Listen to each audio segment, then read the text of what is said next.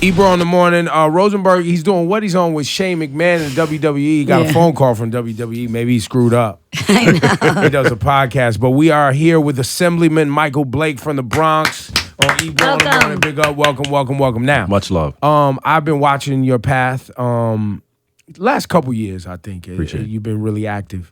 And I got put on to you by some other friends that are very active in pushing change, let's say, here in New York City, right? Because there's a lot of young people like yourself working in communities to be involved in the political process, either on the front lines or behind the scenes. Yeah. You started from the Bronx. Yeah, born and raised. Born and raised in the Bronx, and you are now an assemblyman that represents the South Bronx. Yeah, 153rd to 183rd. 153rd to 183rd. And so what does that exactly mean? What does an assemblyman do? What does that mean? Best way to think about it, there are 150 of us that are in the Assembly in New York State. There's 63 that are in the Senate. 213 people dictate what happens for 19.4 million people and $150 billion. So everything from the laws that we create, raise the age, which we all talk about a lot, on special prosecutor, on funding for education, all these pieces happen on the state level in terms of giving the authority on that. So my job is to hear out what's going on in our community, but also try to change the laws on the state. And so you just decided one day, I want to be an assemblyman, or when did that happen? How does it happen? I always wanted to be in politics. I grew up at Creston and Burnside. And when I was in school, I went to 79, 118, went to Clinton, then went to Northwestern. And when I was working at a TV station in 2005, I started interning for a state senator out there. A woman walked in, she said, I want for help. I need help. I'm going to lose my house in a week. And we helped her keep her home. And that was a turning point for me to get involved in politics and, was with President Obama for about 7 years and the White House, both campaigns. But when I came back home in 2013, my dad was sick. I was helping one of my friends run a race here. Mr. John is running citywide. And then, the seat opened up. The cat before me put $22,000 in his pocket, which one should know that's a bad decision. He took some inside money. Yeah, that's never going to go well if you do that, And so the seat opened up. In 2014, and we decided to run, and it wasn't easy. We recruited to run. We had to battle. We had folks trying to kick us off the ballot, but we stayed on. We won by 13 points. Right there, just because my next question is going to be, now it's very common on social media and other places for people to talk about everything being rigged, right? Mm-hmm. And so I want to start where you go. People tried to kick me off the ballot. Yeah. What people, and why would that happen? I mean, the short of it was there was an argument around our residency because I was living in D.C. when I was obviously working for the president. But we were real clear, New York Constitution says if you work for the president, there's a federal clause that you don't lose your residency. And so, I see. We were able to, push back on that. And, we understand, part of this is the game of politics. I understand sometimes that's going to happen, but, we've been able to move on from it. We went from a 6-way race in 2014 to this time running unopposed in the primary. So, we've been able to do something right. So your seat, the seat that you represent now, people need to vote for you again this coming November. September 13th is the primary. Everybody go out and vote. If you're here in New York State for the Assembly and for the Senate. And then obviously you have to vote in November for the general election, which is everything. It's not just Assembly and Senate, but obviously the president. Senator Schumer on the U.S. Senate level also has a re-election. People have to get out. You have to understand the impact of what's happening here, and to understand in a real localized way. All the conversations we have around raise the age, for example, where we're one of 2 states in the country where 16 and 17-year-olds are tried as adults. That's happening because we're being blocked by Senate Republicans in the state Senate side. That's just a fact of that. Stop right there. So everyone listening, understand that we can't change the age in this state because there are individuals who don't live in the 5 boroughs. They may live in Long Island. They may live other places in the state that don't believe that this is an issue, or they, for other political reasons, want to keep putting children in jail with grown-ass men and women. And mind you, we're one of two states. Which is the other one? Is it North Carolina? Yeah. That's insane. That's embarrassing. It's embarrassing. It's embarrassing. On every level. And I'm sorry to cut you off, but I know, do you know that once, you broke it down to me and I started, having this conversation with people, a lot of people are not aware. Yeah. People don't know that this is going on. Most people have no idea. And when you push back on the other side, Connecticut used to have it this way. Connecticut changed the law.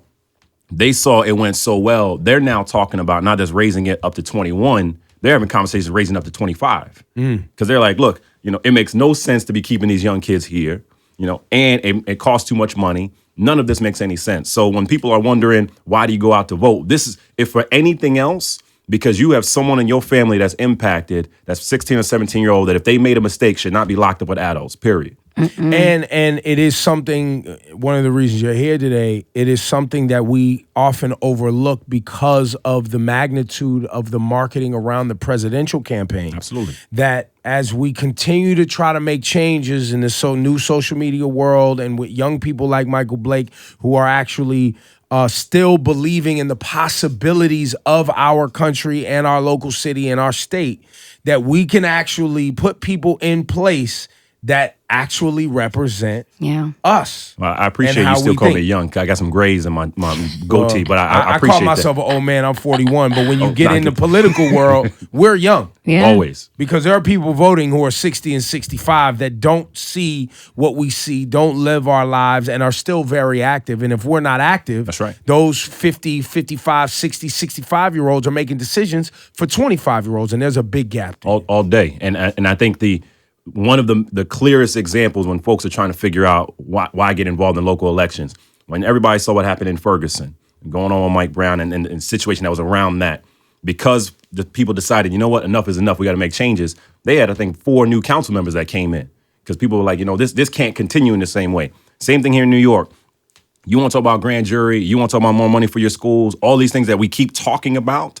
We can't change that until we have these changes. And in 2010, when we made the changes on the Assembly side, on the Senate side, that's how Rockefeller drug laws changed here in New York. So people need to understand you cannot just vote for the president. Right. We need for you to do that, yes, but you have to vote all the way down, up and down the ballot. That's how you make real changes in your community. And what are you doing to help the people of your community understand that? Because I know a lot of people are still like, when they think of voting, they just think of the president. Well, is Laura gonna come out to the Bronx? I mean, we can make this happen. We can can, go. we I'm just should. saying. Absolutely. No problem. Look, the Bronx now. Most folks don't know this. Most diverse county in America is the Bronx. And when you speak of diverse, white, black, Spanish, all African, 89.7% likelihood any 2 people in the Bronx is a different ethnicity. No place has it higher. So every event we have voter registration table. Every event that we have, we're going out and talking about the impact of voting and the consequences of inaction.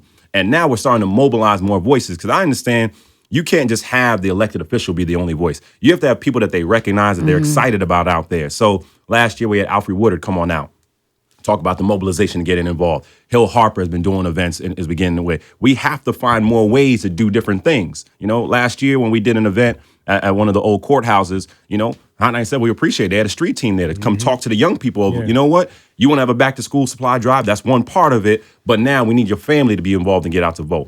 So everywhere we're going, we're doing that education and trying to remind people about not just getting registered, which is important, but you have to then go vote.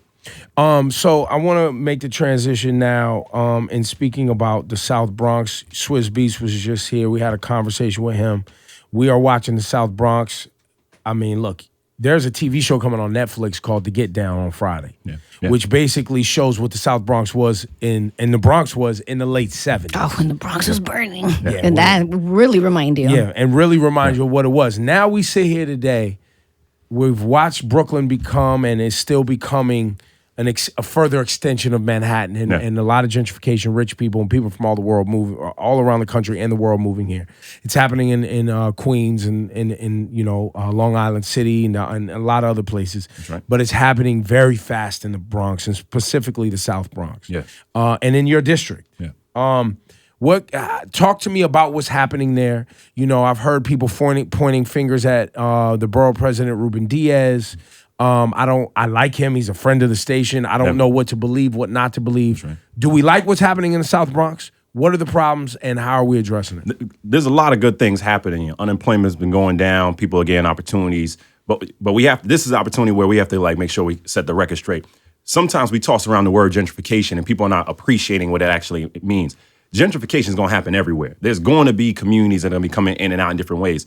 The bigger problem is if people that are living there get kicked out. That's the real core. And so gentrification doesn't necessarily speak to that when you use that word. Not at all. It just means, is there a change and evolution of who's in these different communities? Like, that's going to happen. That's the rhythm of communities. Like, in the same way, the Bronx was all white years ago, right? People seem to forget that. And then all of a sudden you had this. There's still some areas. North part, Riverdale, Riverdale is what it is in that manner. South Bronx, Black, Latino. West Bronx, large African community.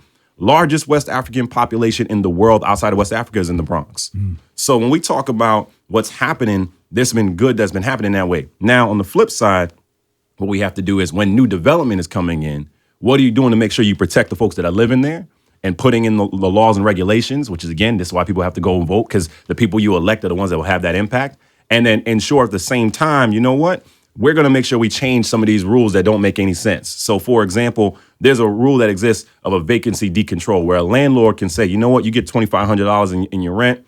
All of a sudden now you got to go. That doesn't make any sense. Say that again. Wait, yeah. You get to $2,500 on some regulated apartments in the city. And at that point, when your lease ends, the landlord can then determine, you know what, I'm going to move it up to $2,700. I'm going to move it up to $2,900. If you can't pay for that, then you have to go. And so there's other little games that they play. They'll say, you know what, I have to fix your bathroom. And all of a sudden, then your rent will slightly go up. And if someone's like, well, why am I paying for these expenses? Then, hey, same thing. You got to go. So those are some of the regulations that are really leading to the problems. And I've heard about this where people now live in apartments. They don't want to get anything fixed because there's, I guess, a loophole where if a landlord improves the apartment in any way. Yeah. I've never heard of this. Yeah. Yes. Yeah. She can change your rent.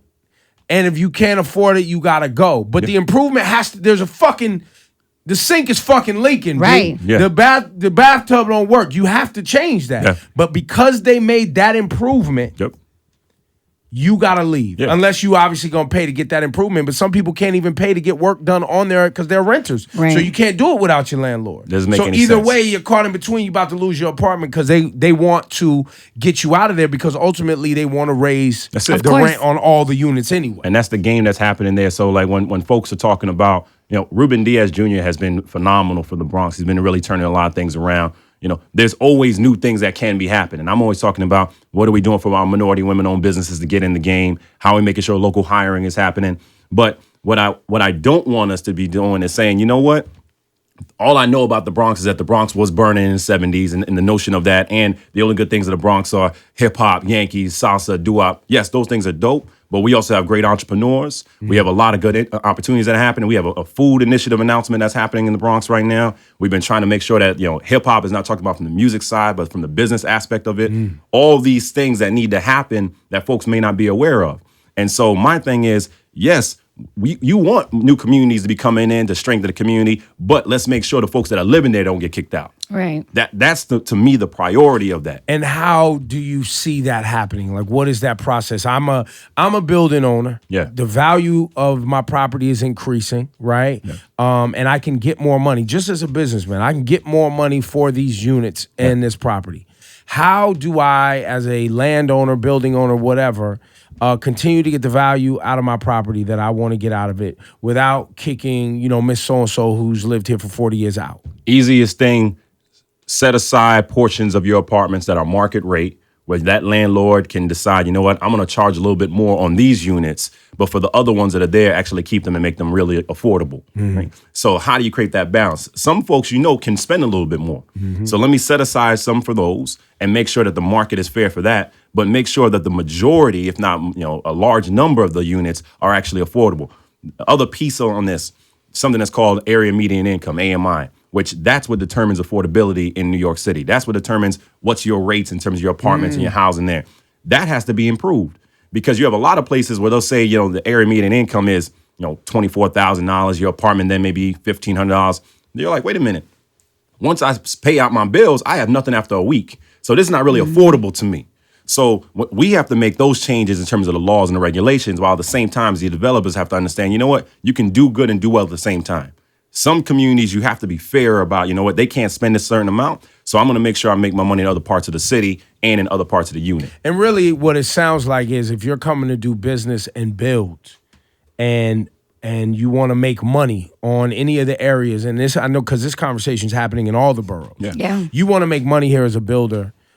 what you also have to recognize is we have a local community here that wants to protect the people who are from here, grown up here, and want to have families here and live here and not get pushed out. So you have to respect the local community, and that involves, like you said, do good and do well. Absolutely. Do things that help the community stay intact while improving the community. Everything about this is what we talk about is called 3-2-1. That's our vision for the South Bronx: economic development, education, equality for all. And how do you do everything at the same time? So I need to make sure that there's better schools for the kids so they're not having to stand on the corner. I need to make sure that there's more jobs for the community so we have minority women-owned businesses. I have to make sure we bring in corporations so you know what? I'm going to do the right thing. So, for example, Tata Consulting Services, they're the ones that sponsor the marathon. Well, on top of sponsoring the marathon, they gave us 10,000 free books for our kids, or TechFin, which gave us 25 tablets for our young people. Doing all those things at the same time and then saying, you know what? I understand you want to come to the Bronx. I understand you want to develop here. You want to do these positive things. I respect that. I appreciate that. I want to see good things. I've never seen anyone who doesn't want to see something positive. But what I want to make sure is that you don't kick out my community. And I want to make sure that those that have been living here, that have been involved in the community, are able to stay in the community, be a part of this. And again, you can make your money, but at the same time, you can make the community be empowered as well. I often say to the teams, I don't just want you to be focused on profit. I want to make sure the community gets compensated. Mm-hmm. That's how you change the game. And that's how, if we do this right, we can avoid what happened in other parts of the city where money came in, people were kicked out, and then all of a sudden folks are trying to figure out what to do after that. I would like to throw in here too, though. It's very important as and this is a conversation I was having with actually a couple CEOs yesterday, for our company and a few other companies. We were discussing how America moves forward in an environment where our young people aren't performing at the level of young people around the world. That's right. And we were talking about how the American society is built on, you could be whatever you want to be, right? Follow your dreams. In other countries, it's not that way. The family says, this is your path because this is what our country needs, right? Whether it's more engineers, more, physicists, more whatever, because that's where the world is going. And if we're going to compete in the world economy, our children have to understand that their participation is crucial to that. That's right. The reason I say all of that is because I'm sure that when you're talking to young people and young moms, dads, and families, your participation in your local community, not just living there, right, but also participating in making sure that, your block, your building appears right. People are going to work, people are going to school, and not just sitting outside all day. That's right. Actually working, participating, paying taxes, and being an active participant. Because there's a lot of people who are like, they want me out, they trying to kick me out. And then you hear what they do all day. Well, you just be sitting outside all day. You just post it up. You're posted up with your friends playing music, smoking weed out front, and you wondering why they trying to kick you out the building. Yeah. That's not where people want to raise their children. Yeah. That's not where, that's not where people want to grow old and get married and fall in love when they walk outside and it's teenagers screaming and hollering and playing music and smoking weed all day. That's not what people want. But I think definitely, but then it's our responsibility to make sure that we're creating the path for them and creating those opportunities. So, but holding people accountable. Oh, of course. Yeah. Look, and then also too, because I always stress the importance of after school programs too for children. No doubt. That's super big. Like programs like the Beacon program, that changes students' lives. Because a lot of these kids, I said they hang around because they have nothing to do. They have nothing going on. Nothing. So, and they don't feel welcome. Yeah. Yeah. Look, you look at 3 to 6, that's the time period when cats are idle, things are going to happen. Things are going to jump off, right? So we look at, okay, how am I going to make sure that they actually have something that's worthwhile? If a brother or sister is standing on the corner and they're part of whatever's going on in the corner, they're a smart kid. They just got to be redirected in a different way. That's all that's really happening. But they don't see what those opportunities are, and we're not showing them that. Mm-hmm. So, how do I work with, Eagle Academy up in the Bronx, and what all that David Banks and their team is doing is helping change the game. What are we doing, whether it be WEEN, Women Entertainment Empowerment Network with Alicia Butterfield-Jones, of showing these young sisters, okay, here's what's out there, here's the opportunity for you, so that, okay, when you go to school, I'm not just trying to prepare you for a test, but I'm actually showing you the different paths of what can happen here. So, when you go out and we're talking with the Yankees, we're talking with Viacom, we're talking with different companies, I'm like, I need for you to come into these schools so that these cats can see what's possible. And then what we have to do is then make sure the training and the skills are aligned to that. Because you keep trying to tell someone, I'm going to train you, but then I'm not actually training you for the jobs that exist here. Right. Then what's the point? Then they're like, why am I doing all this? Mm-hmm. And then at the same time, for those of us that grew up in these communities, we have a responsibility to be like, look, you can do this the right way. I understand you're going to talk to me about it's being hard, it's difficult. I hear that. I respect that. And it is. I'm not dismissing that. But there are many of us that did it the exact same way. We grew up in the same block that you did. I was at Creston and Burnside, 10453. You can't tell me that it wasn't live over there all the time.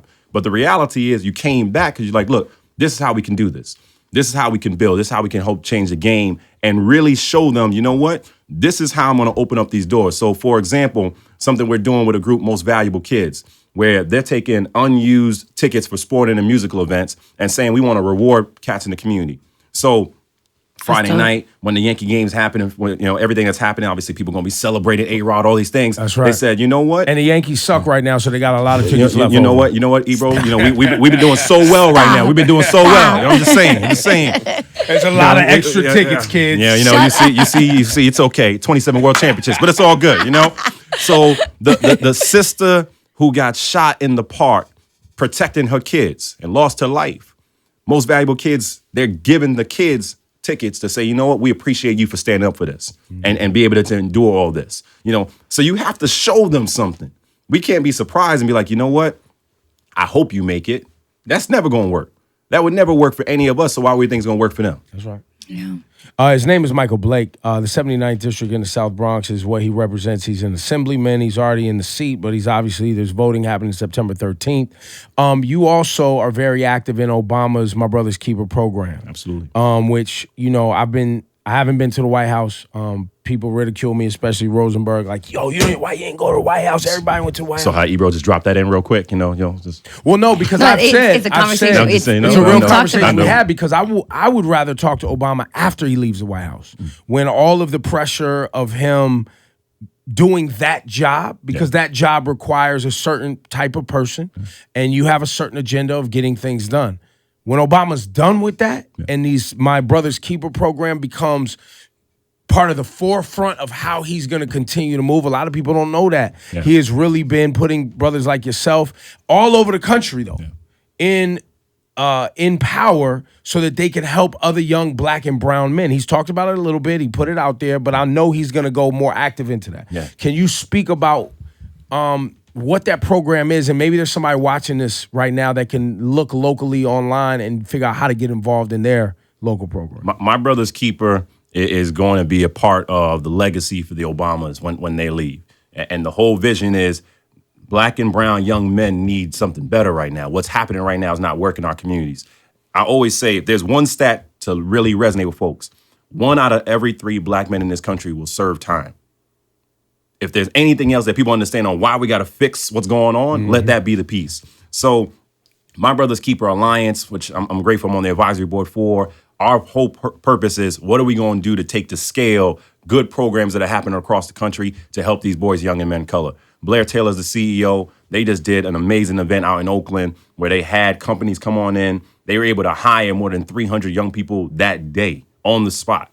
And also the other young people that showed up, talked to them about interview skills, training skills, all the things that are happening here. So here in New York, we did the launch event in the Bronx last year. New York is going to be one of the focus cities to find the different groups and saying, what are you doing to help these boys and young men graduate from college? Not just get to college, graduate from college. What are we doing for job skills? What are we doing for third grade literacy? What are we doing on criminal justice? And finding all these different aspects and saying, you know what? We're not going to try and recreate the wheel. We want to elevate and amplify the folks that are doing the work on the ground. So when you see Erica Ford and Life Camp out in Queens, when you see Save Our Streets, when you see these groups that are doing good things, then okay, let's figure out how to get them more resources in terms of funding and support so that they can go help more young people. So for folks that are listening, folks that are watching, My Brother's Keeper Alliance, mbkalliance.org, we want for you to learn about it, get involved in it. We're going to have a few announcements and surprises that are coming up later this year and early next year about how New York is a priority. Just 3 weeks ago, we did an event, a conversation between cops and the community. We thought it would be about 2 hours. We're thinking, okay, young folks are going to be there. Maybe they'll get disenchanted. We went for 3.5 hours, 48 recommendations from the young people. Everything of, we would like more after school programs. We would like to have more career days so we can actually see entrepreneurs so we can understand what that actually means. Because they're like, sometimes you assume we understand what an entrepreneur means. We want to have opportunities to understand what are we supposed to do when we interact with the cops. And at the same time, we had cops in the room to say, okay, here, we understand there's challenges going on, but here's how we make this happen for everybody. So My Brother's Keeper Alliance, the vision of it is, what are we doing to help boys and young men of color go from the cradle to the career? Understanding all the different aspects along the way have to get better. And our vision is, from the president on down, he wants for us to show that this is going to be his legacy. What's the point of us doing all this work if he's not going to be successful? I'm blessed. 2006, I was one of 10 people he trained on how to run politics. First thing he ever said to me was, Michael, dream big dreams. He gave me a chance to go to Iowa and go run the constituency outreach for the Iowa caucus. I had a chance to work at the White House for him, all these things. And when we left, he said, you are the ones I did this work for. A lot of folks don't realize in 2012, when we won the re-election and people saw him crying in Chicago after the re-election, he wasn't crying just because he was happy. He said that his dream had be completed of the next generation of organizers. So what's going through his mind is all of us that have now left, all right, now let's go in the community and let's go do something to help our people. You also, speaking of the community, of recently, is 2 weeks ago, I saw a news article where you get pulled over in your neighborhood. We had a little experience, yeah. And some asshole from the NYPD, I believe, felt like he was just going to talk crazy to you, probably thinking you were just an average everyday citizen and he was just going to be a dickhead today. What exactly happened? I show up at the Morris Houses, which is one of our NYCHA projects in the community public housing developments out there. And it was for the annual Family Day. This is an event where everybody comes together. You're trying to do something positive and what's going on. Around 3:37, I show up. I see there's a sister in handcuffs. Cop is standing there with her. Another sister, another brother kind of walking off. You don't really know what their relationship is, but you can tell they're walking off. Something had jumped off before we got there. You're talking to the residents. You start talking to some of the officers who knew who I was and engaged in that way. I then hear commotion happening behind me. I turn around. I go back over to figure out what's going on. Try to tell folks, yo, calm down. Everything's going to be fine. Within 2 seconds, I'm in a bear hug getting slammed against the gate. Whoa. Cop has me on the gate. 2 other cops surrounding me. And then the cops I was talking to, then they come over and they're like, yo, get off of him. Get off of him. So then I immediately like, yo, why'd you grab me? I want your badge number. Why you put your hands on me? So now they're saying, yo, Blake, just walk with us. Give us a second. Just walk with us. And I said, well, first of all, we all know this would have went off the rails if you wouldn't have recognized me. Like, let's just be honest about that. They only got off of me because you recognized who I was. I could have been any other cat, and this thing goes off the rails very fast. But on top of that, why did it go through his mind that the appropriate way to respond wasn't, hey, my man, give us a second. Yo, what's going on? Hey, let's figure out let me grab you. Let me get you up on the gate and let me surround what's going on. In which he actually said he thought I was a threat. You know, his partner's like his brother. You know, I wanted to be respectful of that.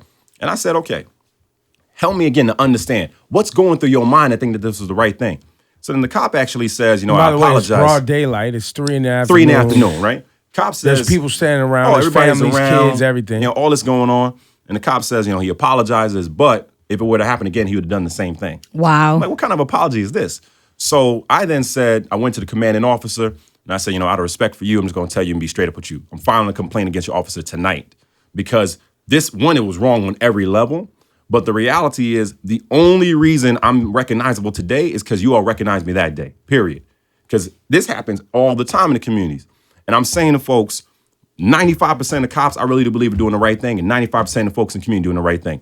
But for the ones who do wrong, you got to call them out. And something has to happen against them. That's right. Yeah. And so we do the press conference on Monday morning after everything that had jumped off outside of 1PP, One Police Plaza. And I then also had Jumaane Williams, who's a councilman in Brooklyn, who in 2011, same thing happens to him. He's out there, West Indian Day Parade, him, Kirsten John Foy, get brought down to the ground. They said Jumaane punched them in the face. They said that I touched somebody on the shoulder. You know, all these things that happen to jump off after the fact, right? Where they try to rationalize what's going on. And so we said, you know, let's just keep this moving. We do a meeting with Bratton. Bratton says, you know, I have to go. I have another event I need to get to. He acknowledges the case, but doesn't apologize when we talk privately. And then an hour later, Bratton is in the Bronx, and he is saying no apologies forthcoming from me, and there will be no action taken against the officer because he does not believe the officer acted significantly inappropriate. So get this again. So put this in perspective. 48 hours, someone gets tossed against a gate, where you're actually saying, you're acknowledging the officer did something inappropriate. You're acknowledging the complaint has happened, all these things, and you're saying, I'm not going to take any action. That's why people are just saying, we're done. Like, Well, and I think this can't continue. Some of this speaks to, and with people like yourself that are active, and this is not, it's in the Bronx, it's in Queens, it's in Oakland, it's in Compton, it's in Brownsville. Ferguson, it's in Brownsville, it's in Atlanta. Like, young people, the next generation of politicians is working hard to make changes because we all believe that our cities and the country that we love can be better. We still have hope, right? Period. Bratton stepping down as police commissioner, I've said this on the air, right? He is not prepared, and police chiefs around the country are not prepared to deal with this level of accountability. They've never had to deal with it in their 35, 40-year career, whatever it is, as police officers. And this is and will continue to be the new way of doing things, where if you are a city official, you have a badge that represents a city or a county, and you wear a uniform that's paid for by people like myself, who are hardworking individuals with children, you will be held accountable. That's right. And it's not because we don't support you. It's because you're human. Yeah. And we're going to make sure that all people who have responsibility will be held accountable for the mistakes they made. That's it. Period. That's it. I get held accountable every 2 years of the election. Right. So there's no reason why anyone who works for the people that you get paid for by taxpayers' money is not held accountable. And there's nothing wrong with folks calling you out if you do something wrong. That's all people are saying. If you do something wrong, let's just acknowledge that. I overreacted. My bad. My bad. And you know what? And you know what? Evidence suggests, based on some of the records that I've been working on getting my hands on, cops ain't out here losing jobs on a regular because they made a mistake. No. Unless it's one of the big ones. No. A regular everyday I overreacted mistake doesn't warrant a cop losing their income or their job. Not at all. And when you think about, again, why people are just saying enough is enough, the fact that you have Daniel Pantaleo in the Eric Garner case not losing his job. Had 7-8 complaints before he killed that man. Which is crazy. Insane. And then the one who's actually having prosecution happen against him was the one who videotaped what was going on. That shows you that this is just nonsense, what's happening in this manner. And so at all levels of this, help me to understand how not one cop a part of the Freddie Gray case in Baltimore is having been. This doesn't make sense. So folks are like, you know what? Hold on. Something's got to change. Now, somebody died and nobody is at fault. Even in the Eric Garner case, remember we talked about that? The young man who shot the video, him too. Like it doesn't make sense. And so for us, I'm vice chair of the Black, Hispanic, Puerto Rican, and Asian Caucus in Albany in the legislature and co-chair the criminal justice work. We talk often about before, during, and after.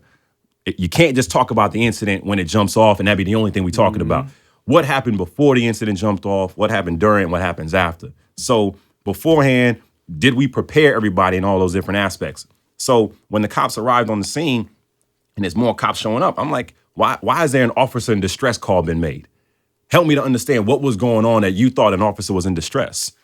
On top of that, the cop that grabbed me is a part of the Neighborhood Coordinated Officer Program, which is supposed to be implementing community policing. So that shows you that someone who's supposed to be doing community policing had no idea who his elected official was and the community leaders are. And again, your name and your title shouldn't lead to more justice at all. But there is a problem when you are supposed to be the one implementing community policing and you don't even know who the leaders are in your community. Well, and you overreacting, slamming people around. Like, that's not de-escalating situations. That's escalating situations. And we're just fortunate. In the split seconds, I'm thinking, you know what? All right, boom, you're up on the gate. For the young brother that's out there and something like that happens, in seconds, they could be like, yo, why you got me? What's going on? And or with a lot of the video that we've seen, or think they about to die. And then immediately, and you can't dismiss that, right? And so for me, we're going to have to change with Bratton. I think, O'Neal, I have a lot of respect for O'Neal. What do you call him, Johnny or Jerry? Jimmy O'Neal. Jimmy. Johnny, Jerry, Jimmy, something. Come on. Yeah, just show him love right there. I'm getting it. We're getting it. Listen, I haven't met the man. He's a great man. I haven't met him, though. He's a good cat. He was a transit officer, riding the A and the D train at night. He was a commanding officer in Harlem. He was a commanding officer in the Bronx. But as I say, Pippen was a fantastic number 2 with Jordan. But when Pippen had to become the number 1, things changed. So we got to see how he's going to be in the role as commissioner. It's a whole different ball game now.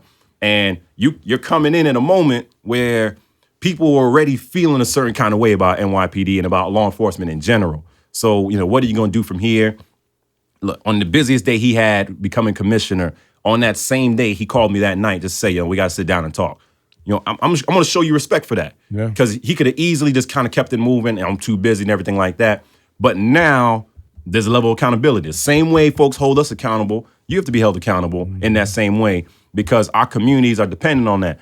I can't go back to the South Bronx and we have our African community, our Latino community, our Black community, our white community, and folks just be thinking, well, anything's just going to happen and jump off and nothing's going to be accountable for that. That's not how we have to get down. The only way we're going to make real progress is people see, you know what, something wrong happened. Something's going to change from that. Okay, now we can build from there. And so on the African community in the Bronx, there's a big festival about to jump off too, right? Oh, yeah. What's that? Tell me what that is again. 7th annual, Ghanaian Afro-Cultural Parade and Festival is happening in the Bronx up at Katona Parkway. Voter registration is going to be happening there because of Stephanie Arthur, a great sister that's up there, her work. First, you already know the food is going to be off the chain. So let's just... the music is going to be crazy. Just live, we be ready for that. And shout out to all the Ghanaian women, too. Listen. Oh, God. Sorry. I got sidetracked. We shout out Jamaica, where I'm from. But I understand what we're talking about. I feel you on that. But, it's a fun family day. It's a fun family gathering. Exactly. Family. But we out here because... whether it be Ghana, whether it be Cote d'Ivoire, whether it be Nigeria, all the different communities that are coming together, there's a beautiful energy that's happening right now. In the Bronx and in Harlem, there's a Go Africa Fest that happened recently. But we want folks to come on out, Saturday 13th, be excited, be involved, get engaged. This is something special that's happening in our community where people are starting to see, you know what, the African community, we together in this. That's right. And you can't just support someone and just go to their restaurant occasionally, just show up for one thing. The only way we build is by seeing what the community is doing and celebrate it. In the exact same way we all show up for the Puerto Rican Day Parade, which we should, the Dominican Day Parade, which we should, for the West Indian Day Parade, we should. We got to show up for the African community as well. That's right. His name is Michael Blake, 79th District Assemblyman in the Bronx, South Bronx. It's a pleasure talking to you. I'm sure we're going to see you again. Definitely. Man. And we're also, to the other politicians locally here in New York City that are running for seats, because there's a sister I just met in Queens, I think. She's running for a seat. We're going to be having her up here because I firmly believe that if we can have dialogue with people like yourself, and also share what's really happening and how decisions get made with the people, a little bit more transparency and learning. Yeah. Right, we can continue to make some more changes. We're going to be we're going to post on our Twitter page some of the other candidates and folks that are doing the good work. Yeah. So people can learn about them. They shouldn't just be looking at us, but around the city. So Mr. Mike Blake, look out for that announcement of cats around the city and state. What's your Twitter and IG and all that? Twitter, Mr. Mike Blake. Instagram, Mike Blake 1922. We're going to be putting out about 20 different folks around the city and state that are doing good work that we really ask folks to look at them and support them. They're doing the good work. There it is. Mike Blake, great talking to you, Definitely. sir. Yes, sir. Thank you.